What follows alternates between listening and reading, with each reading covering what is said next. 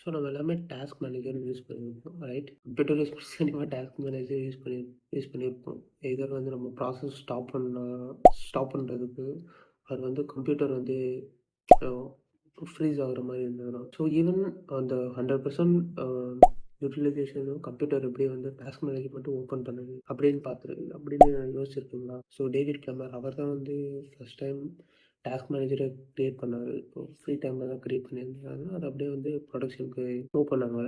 Just 80 kilobyte of RAM. இப்போ compare பண்ணுறப்போ விண்டோஸில் பார்த்தீங்கன்னா up to 25 megabytes of RAM தேவைப்படும் free RAM. In comparison like 320 times அவர் கிரியேட் பண்ணுறப்போ ஒரு 2 விஷயத்தையும் சொன்னார். ஸோ வந்து கம்ப்யூட்டர் ஃப்ரீஸ் ஆயிடுச்சு.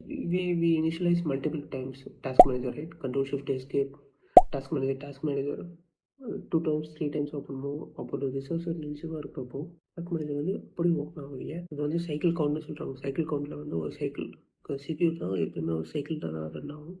ஸோ ஒரு சைக்கிள் ரன் பண்ணுறப்போ ஒரு ஃபஸ்ட்டு டாஸ்க் மேனேஜர் ஓப்பன் பண்ணுறப்போ ஒரு மில்லி செகண்ட்ஸில் ரன் ஆகுதுன்னா அடுத்து வந்து இனிஷியலைஸ் பண்ணுறப்போ செகண்ட் மில்லி செகண்ட்ஸில் ரன் ஆகும். சம் டிஸ்டன்ஸ் இருக்குது எப்படி ஒன்றும். ஸோ அதை வச்சு வந்து எத்தனை இன்ஸ்டன்சஸ் வந்து ரன் ஆகுது அப்படின்னு சொல்லுவாங்க. ஸோ ஃபஸ்ட் டைம் இன்ஸ்டன்ஸ் வந்து ஸ்டார்ட் ஆகிடுச்சுன்னா செகண்ட் டைம் அது வர்றப்போ ஓகே நான் இருக்கேன் நீ வந்து க்ளோஸ் பண்ணிக்கோன்னு சொல்லிட்டு க்ளோஸ் பண்ணிவிட்டு எஃபிஷியண்ட்டாக வந்து ரூட் அவுட் பண்ணுறது. இது பேர் டிஃபென்சிவ் ப்ரோக்ராமிங்னு சொல்லுவாங்க. டாஸ்க் மேனேஜர் பார்த்தீங்கன்னா ஃபுல்லாகவே எப்பவுமே ரெஃப்ரெஷ் ஆகாது. அது வந்து ரிசோர்ஸ் இன்டென்சிட்டிக்குள்ள எலமெண்ட்ஸ் மட்டும் தான் ரெஃப்ரெஷ் ஆகும். கிராஃப்ஸ், பர்சன்டேஜ், லிஸ்ட் அது மாதிரி அது மட்டும் தான் ரெஃப்ரெஷ். ஒரு வீடியோ ரிலீஸ் பண்ணியிருந்தாரு அவர் எப்படி டாஸ்க் மேனேஜர் அப்போ கிரியேட் பண்ணாரு. ஸோ அதை பற்றி அந்த வீடியோ